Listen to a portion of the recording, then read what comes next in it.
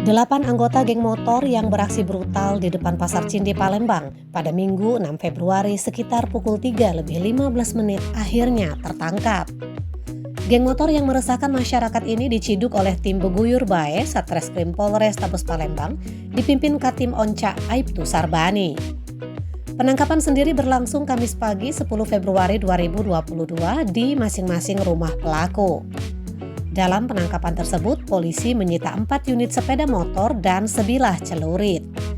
Kedelapan geng motor yang sebagian pelajar itu berinisial AG, AM, TK, DR, RK, HD, AD, dan PK. Kasat Reskrim Polrestabes Palembang Kompol Tri Wahyudi mengatakan kawanan geng motor brutal ini membacok seorang perempuan berambut pirang yakni Lilis 22 tahun hingga mengalami luka di tangan kanan.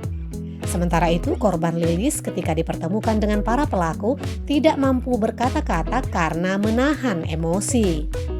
Lilis mengaku tidak tahu apa permasalahannya sehingga dirinya menjadi korban pembacokan saat dibonceng pacarnya ketika hendak pulang. Nizar Bule melaporkan dari Mapolres Tabes Palembang. Tersangkanya ada tak yang tahu cirian uangnya? Tidak tapi yang cirian cuma. Siapa nama kita, Dak? Nama Lilis. Lilis. Di mana kejadiannya? Di Cinde, Jalan Sudirman. Jam 4 subuh, Kak. Kita nak balik, kita baru balik. Balik. Sama cowoknya malam itu? Iya, sama cowok. Itu ya cowoknya ya yang di belakang. Bukti cowok bukan nih?